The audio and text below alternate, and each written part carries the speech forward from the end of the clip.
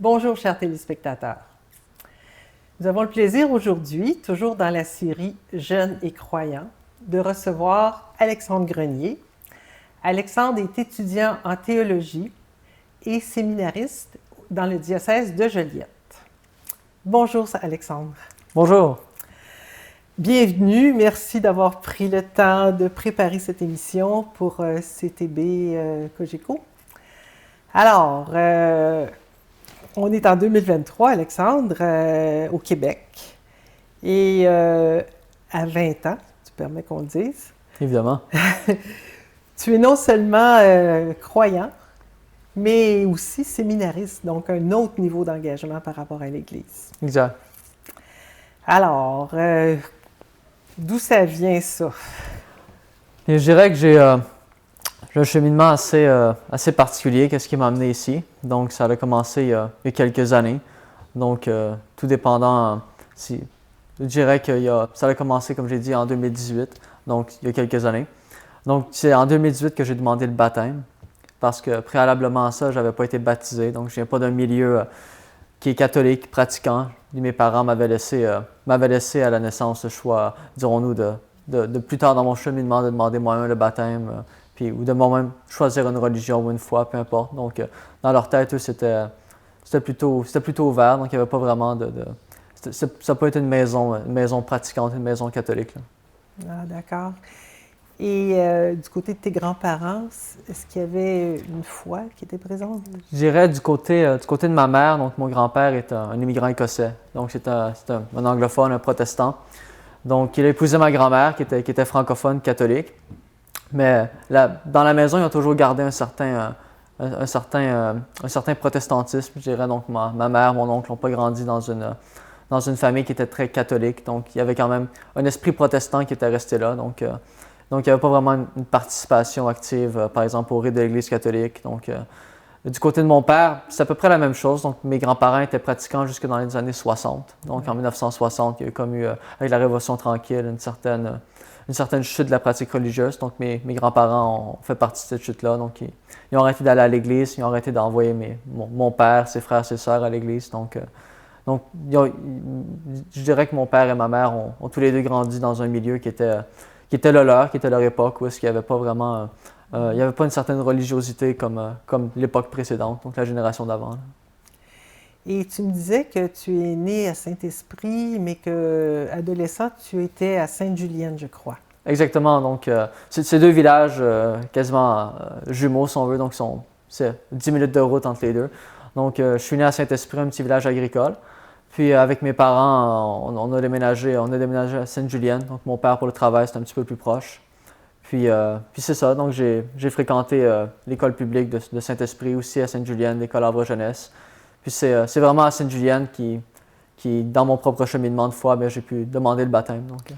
Mais là, Alexandre, moi je connais un peu là, Sainte-Julienne, le contexte, puis aussi le contexte au Québec. À l'âge que tu n'as pas eu l'enseignement religieux, parce que maintenant, c'était laïque à ce moment-là. Et tu n'en as pas eu à la maison non plus. Qu'est-ce que tu entendais à l'école secondaire sur l'Église catholique, puis pour le peu que tu en entendais? Évidemment, c'était pas très joyeux, dirons-nous. C'était pas très élogieux, là. Élogieux de l'Église, évidemment. Donc, dans mon cheminement, je dirais depuis ma jeunesse, donc évidemment, on est au Québec, donc la plupart des villages portent des noms de saints. Puis même nos écoles, souvent, portent des noms de saints ou de personnages importants dans l'histoire du Québec, qui étaient souvent très liés au milieu religieux. Donc, quand j'étais vraiment à l'école primaire à Saint-Esprit, donc on avait l'école Dominique Savio. Donc, je me demandais qui était Dominique Savio, mais personne n'avait la réponse. Donc, j'étais toujours très, très, très intrigué par l'histoire, donc tant l'histoire en général que l'histoire du Québec, puis les personnages, les noms des lieux. Donc, à Sainte-Julienne, j'ai fréquenté aussi l'école primaire avant le secondaire, Notre-Dame de Fatima. Donc, qui est Notre-Dame de Fatima? Puis bon, les gens ne savent pas, les enseignants eux-mêmes souvent ne savent pas. Puis rendu au secondaire, mais là, évidemment, on est confronté dans les cours d'histoire. Puis à l'époque, j'avais aussi les cours d'éthique et culture religieuse. Donc, on est confronté à un milieu qui est très, je dirais, très anti-catholique, précisément anti-catholique. Donc, il y a un certain dédain envers l'Église catholique, envers la personne de Jésus-Christ, mais surtout, je dirais, l'Église catholique. Donc, dans mes cours d'histoire, je me souviens de mes professeurs qui disaient des choses comme comment les catholiques avaient été méchants vers les protestants pendant l'époque de la Renaissance, mais aucun mot sur le Concile de Trente, sur les réformes que l'Église catholique s'est imposée. Ensuite, en éthique et culture religieuse, vraiment, il y a une professeure qui avait dit une phrase qui m'avait titillé. Elle avait dit « Jésus est sans doute un homme qui a des problèmes mentaux. » Donc, qui entendait des voix, puis qui était rebelle, qui était en marge de la société. Mais à l'inverse, Mahomet, c'était tellement un grand homme. Il a unifié son peuple qui était divisé par différentes religions. Puis je me disais, ben, si on lit les versets versus les sourates, je me demande vraiment lequel avait le plus de problèmes mentaux, là. Donc, il y avait des choses comme ça qui m'ont déclenché un intérêt. Je me suis dit, si le milieu scolaire puis la société en général va tellement à l'encontre de l'Église catholique, c'est que l'Église catholique doit être vraie quelque part. Donc, si on veut faire croire absolument que c'est mauvais au point d'en parler constamment, formater les jeunes à penser comme ça, c'est que ça doit sans doute être l'inverse. Il doit y avoir quelque chose de bon là, qu'on veut pas nous encourager à découvrir. Tu as 15 ans là, quand tu penses que même. Exactement, 15 ans. Incroyable. Et tu disais tantôt, avant qu'on parle de ton contexte d'adolescence, qu'à un moment donné, le baptême, ça a commencé à titiller l'idée de ça. Là, on est toujours dans ce milieu hostile et tout. Puis tu commences à penser au baptême. Quelle référence que tu as pour penser au baptême à ce moment-là? Comment ça peut venir dans un contexte pareil? Mais je dirais que en étant confronté, comme j'ai mentionné, à cette hostilité-là envers l'Église catholique, puis sachant très bien que je n'avais pas été baptisé dans ma jeunesse. Donc, c'est toujours quelque chose qui me titillait. Donc, pourquoi mes amis ont tous été baptisés à l'école, ou la plupart d'entre eux, moi, je ne l'ai pas été. Donc, il y avait toujours, ce désir-là d'être baptisé. Puis aussi, bon, je me disais, ben, un jour, j'étais conscient que si je veux me marier un jour, si je veux avoir des funérailles, comme quand je voyais les oncles et tantes décédés, ben, si je veux avoir des rites catholiques, il faut que je sois baptisé. Donc, j'étais conscient de cette réalité-là. Donc, bien, avec cette quête de désir-là, puis cette réalité-là en tête, bien, un matin, je suis parti avec quelques amis, puis on était dans le village, puis j'ai décidé d'arrêter à l'église. Donc, il y avait dans une fenêtre, un peu comme dans les restaurants, la pancarte ouverte qui flashait en lumière. Donc, j'ai décidé de cogner à la porte, demander à visiter l'église. Puis, pendant que je visitais l'église, je parlais avec le secrétaire qui était là. Puis, j'ai tout simplement demandé, est-ce que c'est possible d'avoir des informations pour le baptême? C'est comme ça que ça a débuté. Donc, on m'a mis en contact avec le curé de la paroisse. Puis, j'ai débuté un cheminement catéchuménal avec l'abbé André Chevalier, curé de Sainte-Julienne. D'accord. Et là, après ça, il y a eu d'autres étapes. Après, ça a duré combien de temps, ce cheminement catéchuménal? Habituellement, ça dure environ 1 an. De mon côté, ça a duré 6 mois. Parce qu'on faisait des rencontres quand même à toutes les semaines, puis parfois même 2 fois par semaine. Donc, ça a été assez rapide dans mon cas. Puis, quand j'ai été baptisé, donc j'ai fait les démarches pour demander le baptême en novembre 2017. Puis j'ai été baptisé le 6 mai 2018. Donc j'ai eu environ 6 mois et quelques de formation. Là. D'accord. Et là, il y a quelque chose qui se passe. C'était quoi la thématique de ton baptême? Bien, il y avait donc j'étais le seul de la paroisse qui faisait des démarches pour le baptême. Il y avait d'autres jeunes qui se préparaient à la confirmation, mais j'étais le seul adulte qui se préparait au baptême.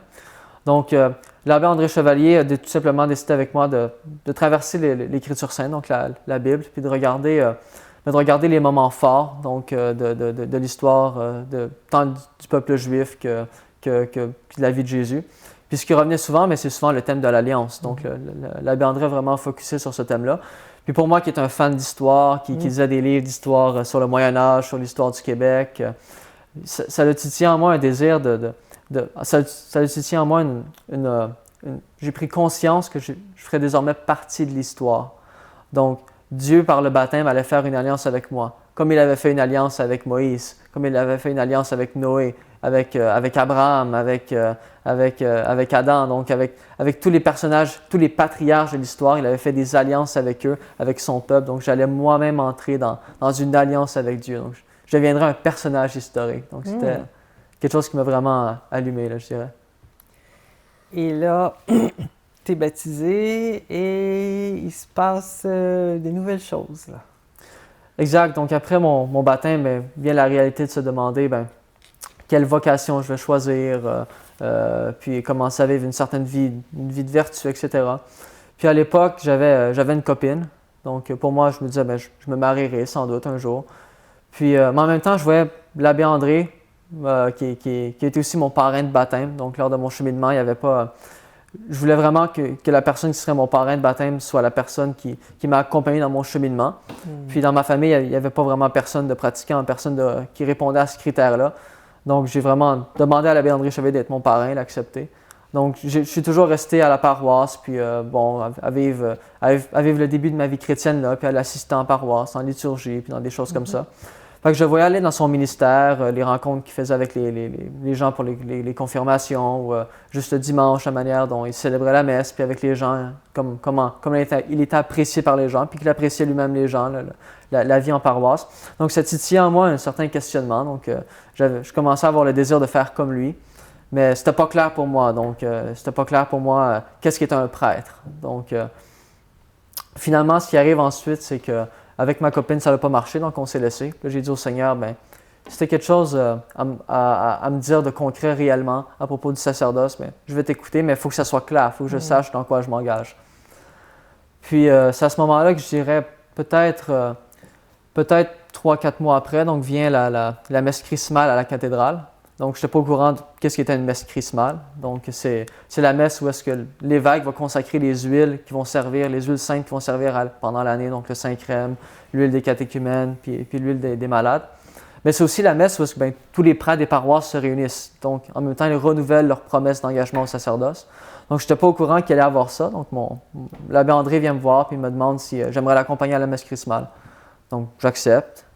Puis quand j'arrive là, puis je vois les prêtres autour de l'autel renouveler leurs promesses d'engagement, donc les trois munera qu'on appelle, donc les trois services, donc le service de la parole, le service la célébration des sacrements, puis partager la charge du gouvernement de l'Église avec l'évêque.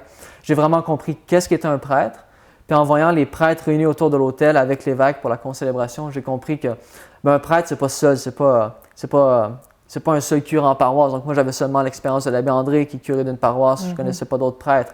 Sauf que là, j'ai vu qu'il y avait d'autres prêtres. C'est une fraternité. Puis ces prêtres-là ne sont pas des rois. Ils sont collaborateurs de l'évêque qui est le pasteur du diocèse. Donc, en voyant l'évêque au centre avec les prêtres autour, avec le renouvellement des promesses qu'ils font, j'ai vraiment compris qu'est-ce qu'est un prêtre. Puis à ce moment-là, j'ai dit, OK Seigneur, donc je vais te suivre. C'est toute une réponse. C'est engageant. Mais on sait que tout ça n'arrive pas comme ça. Là. Il ne suffit pas de dire je vais être prêtre. Hein. Il y a des études qui vont avec ça. Et là tu t'engages dans un cheminement d'études, je crois, parce que tu n'avais pas fini ton secondaire, je pense. Exact. Donc, ce qui arrivait à ce moment-là, c'est qu'en même temps, à peu près à l'époque où j'avais été baptisé, donc en 2018, j'ai aussi abandonné les études, donc j'ai arrêté l'école secondaire. Puis, j'avais commencé un DEP comme boucher. Donc, à l'époque que j'ai senti l'appel au sacerdoce à la messe chrismale, j'étais en train de terminer mon DEP comme boucher. Donc là venait la question de savoir après ça qu'est-ce que j'allais faire justement pour les études, etc. Donc, après avoir terminé mon DEP comme boucher, ça l'a donné aussi que j'ai eu mes 18 ans. Donc, j'ai décidé de déménager. Donc, j'ai contacté l'évêque de Joliette, Monseigneur Louis Corriveau. Je savais qu'il y avait des chambres disponibles à l'évêché, puis qu'il y avait une certaine vie fraternelle avec les prêtres qui étaient là. Donc, j'ai demandé s'il serait prêt à m'accueillir pour un certain temps, donc un temps de discernement, où est-ce que je pourrais connaître les autres prêtres, connaître la réalité de ces prêtres-là, puis aussi avoir une vie de prière plus active, donc la messe à tous les jours, puis etc.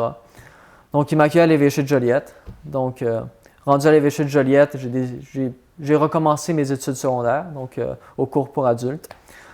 Mais c'était assez ennuyant, je dirais. Donc, je trouvais que je perdais mon temps. Puis je me disais, ah Seigneur, il faudrait que je trouve un moyen de passer outre. Donc, ça va être trop long, c'est ennuyant. Puis je ressens aucune nourriture intellectuelle, etc.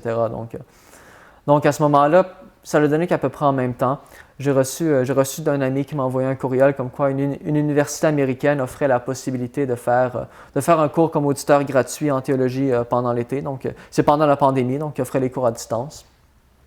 Puis je me suis dit, ben, je vais prendre le cours, c'est gratuit, c'est une université catholique, c'est très bien reconnu. Puis je m'arrangerai pendant que je fais le cours ben, pour switcher à crédit, puis finir le cours pour avoir les crédits. Puis comme de fait, donc j'ai commencé le cours, puis j'ai contacté le professeur. J'ai dit, ben, est-ce que je peux faire les travaux, même si je ne suis pas encore à crédit? Il a dit, oui, pas de problème. Donc j'ai fait les travaux. Puis il y avait une date où est-ce qu'on pouvait faire le transfert d'étudiant auditeur à étudiant en crédit. Donc, j'ai fait ce transfert-là. Donc, à ce moment-là, il ne posait pas de questions, rien sur les précédents académiques, les antécédents académiques, etc. Donc, à ce moment-là, j'ai pu terminer le cours. J'ai eu une très bonne note pour le cours, donc un A. Donc, l'université m'a dit, bien, si tu veux rester avec nous pour la maîtrise, puis tout ça, parce que c'était ce qu'on appelle les écoles graduées, donc aux États-Unis. Donc, ce sont les établissements universitaires où est-ce que c'est des études post-baccalauréat, donc la maîtrise puis le doctorat. Donc, ça, là, j'aurais dit, ben, j'ai pas de baccalauréat, j'ai pas de secondaire. Ils m'ont dit, ben, légalement, tu peux pas continuer avec nous, mais tu as fait le cours, donc tu as une très bonne note, tu as les crédits, donc on va te donner les crédits. Donc là, j'avais 3 crédits en main, mon DEP au Québec. Puis je me disais, ben, qu'est-ce qu'on peut faire avec ça? Donc, j'ai décidé de revenir au Canada. Donc j'étais à distance, mais je me suis dit, ben là, les études aux États-Unis, ça coûte cher, puis ça va être difficile de trouver le moyen d'être admis dans un baccalauréat quelque part là-bas. Puis là, j'avais plusieurs connaissances, donc des prêtres que je connais qui m'ont dit, qui connaissaient une bonne université catholique au Canada, donc Our Lady Seat of Wisdom College, qui est à Battery Bay dans le diocèse de Pembroke. Donc, je me suis dit, ben, je vais essayer. Donc, je vais envoyer une demande d'admission. Puis, donc, j'ai envoyé un courriel, j'ai expliqué ma situation. Puis, ils m'ont dit, ben, écoute, tu as des crédits universitaires, puis tu as quand même fait un certain cheminement au niveau de ton secondaire. Tu as quand même quelques années de fait, puis tu as un DEP. Donc, écoute, fais les démarches d'admission, donc les essais qui sont demandés, la biographie, puis on va voir qu'est-ce qui est possible de faire. Donc, finalement, j'ai été accepté. Donc, j'ai pu débuter mes études en théologie et en philosophie avec eux. Donc l'hiver dernier. Donc, j'ai terminé ma première année avec eux, puis je suis revenu ici à Joliette et je poursuis pendant l'été un autre cours, mais en droit canonique. Donc, Et là-bas, il y a une vie de campus. Hein? Est-ce que c'était qui les étudiants? Est-ce que c'était d'autres étudiants en théologie? Bien, je dirais que comme c'est une université catholique, mais ce n'est pas un séminaire, donc j'étais pas mal le seul séminariste cette année. Donc, parfois, il y a des diocèses qui envoient leurs séminaristes pour faire leurs études là-bas. Mais là, cette année, j'étais pas mal le seul séminariste. Donc, c'est une école mixte, donc hommes et femmes. Donc, il y a des étudiants qui font le baccalauréat en théologie, certains qui font avec une concentration en philosophie, d'autres en histoire, d'autres en littérature. Donc, c'est pas seulement centré sur la théologie, mais ça joue un rôle central. Donc, la plupart des cours à faire sont en théologie. Mais ça, il y a une certaine variété, là. D'accord. Puis, tu parlais d'une spiritualité aussi qui est très présente dans cette université-là. Exact. Donc, comme c'est une université catholique, puis c'est quand même dans un petit milieu. Donc, les fondateurs de l'université, la plupart d'entre eux avaient fréquenté l'oratoire de Saint-Philippe Néri à Toronto. Donc, ils étaient très marqués par la spiritualité de Saint-Philippe Néri, qui est très, très joviale, très, je dirais, paisible. Donc, aussi centré sur la charité, tout simplement. Donc, sans restrictions, sans trop de normes. Donc, évidemment, il y a les normes universitaires au campus, mais il y a quand même, je dirais, une certaine aisance. Donc, on est très près des professeurs. Il va souvent avoir des activités entre les étudiants, mais aussi avec les professeurs. Donc, il y a vraiment une belle collaboration entre les étudiants et les professeurs qui est très centrée sur l'esprit de Saint-Philippe Néri, là. Puis si tu as vécu en Ontario, tu as vu un petit peu comment ça se passe au niveau de la religion, d'éducation religieuse, qui est confessionnelle là-bas. En tout cas, elle est encore présente, l'éducation religieuse là-bas, contrairement au Québec. Si tu avais à comparer la culture religieuse du Québec et de l'Ontario, tu dirais quoi? Je dirais que c'est sûr que c'est différent. Vraiment, ce qui est marquant là-bas en Ontario, c'est qu'ils ont gardé les écoles confessionnelles. Donc, ce qu'au Québec, on n'a plus. Donc, que ce soit des écoles catholiques ou des écoles protestantes, parce qu'évidemment, il y a une certaine variété là-bas en Ontario, là. Lorsqu'on rentre dans un petit village de campagne, ici au Québec, tout ce qu'on a, ça va être une église catholique puis un nom de saint catholique. Mais là-bas en Ontario, c'est pas rare qu'on rentre dans un village puis il y a 3-4 églises. Donc, il y a l'église catholique, mais il y a une église baptiste, puis une église anglicane ou une église luthérienne. Puis, même chose pour les écoles. Donc, il y a l'école catholique, mais aussi l'école protestante qui est là. Donc, il y a vraiment une certaine variété au niveau de la culture qui est très, très marquée encore par la vie religieuse. Donc, il y a toujours un enseignement religieux puis une forte présence religieuse, je dirais, dans les villages. Spécialement à Barrie, tu disais, hein? Exactement, donc à Barry's Bay où est-ce que j'étais, donc c'est un petit village, donc dans le diocèse de Pembroke, donc à peu près à 6 heures de route de Joliette. Puis il y a dans le village même, on avait justement deux églises catholiques, donc deux églises paroissiales catholiques, mais aussi une église anglicane. Puis l'endroit où est-ce qu'on était, évidemment, l'université est très près de la paroisse, donc c'est aussi un milieu d'origine polonais. Donc la ville a été fondée par des immigrants polonais, majoritairement catholiques.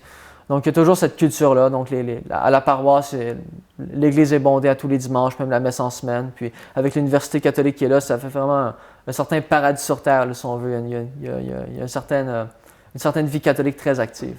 Oui, et là, tu reviens au Québec, où c'est pas le cas, mettons. Exact.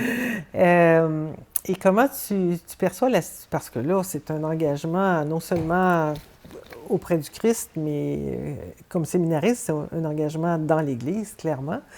Comment tu perçois l'Église catholique au Québec en ce moment?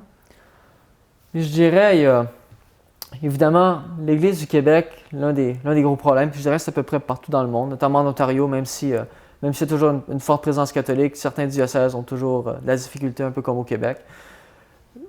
Ce qui marque réellement l'Église du Québec, ce que je vois qui est vraiment problématique, c'est cette conservation d'un esprit de survie. Donc, vouloir survivre absolument, mais sans savoir pourquoi on veut survivre. Donc, on veut garder nos églises ouvertes, on veut ramener les fidèles, on veut avoir des vocations, mais on ne sait pas pourquoi. Donc, on oublie que l'Église existe principalement pour annoncer et établir le règne du Christ. Donc, elle a une mission. Donc, c'est important de survivre. Il faut avoir de l'argent, il faut avoir des fidèles si on veut être capable d'accomplir cette mission-là. Mais justement, la survie doit être orientée vers la mission que l'Église a, et non pas tout simplement une survie autoréférentielle qui est centrée sur nos propres moyens, nos propres forces, puis qu'on oublie cette réalité-là c'est l'Église de Dieu, c'est l'Église du Christ. Donc, on oublie la réalité de la mission, puis le fait que le Christ va soutenir son Église dans les besoins. Là.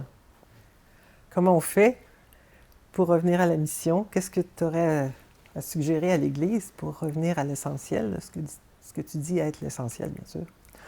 Et je dirais, dans mon expérience à moi, ça a toujours été, ça a été un accueil. Donc, l'Église doit accueillir. Donc, évidemment, ça paraît un concept très large qui est toujours répété un peu partout, là. Mais je dirais, plus concrètement parlant, l'Église doit être capable on doit être capable en Église d'arrêter de faire des plans, comme je mentionnais, pour essayer de survivre. Donc, il faut arrêter de se poser la question comment je vais avoir des vocations, comment je vais avoir des fidèles, puis faire des plans pour arriver à ça, des plans très sophistiqués qui sont faits par quelques employés diocésains dans un bureau ou qui sont tout simplement lancés en l'air, mais qui finalement vont mener à une campagne de financement d'un souper spaghetti ou quelque chose comme ça, mais qui ne donnera rien de concret. L'Église doit être capable, comme dans mon expérience personnelle, donc d'accueillir. Il n'y a personne qui est venu me chercher pour me dire « Hey, as-tu entendu parler de l'Église catholique? » Puis sans doute que je n'aurais pas fait de démarche si l'Église aurait fait ça. Mais l'Église était présente quand j'ai désiré demander des informations. Donc quand j'ai sonné à la porte de la paroisse, il y a quelqu'un qui m'a répondu, il y a quelqu'un qui m'a accueilli, puis il y a quelqu'un qui était prêt à m'offrir un cheminement catéchuménal. Donc c'est vraiment ça, l'accueil concret. Donc au niveau de dire comme saint Philippe Néri disait, amare nescire, qui est une phrase latine qui veut dire aimer être inconnu, aimer ne pas être vu.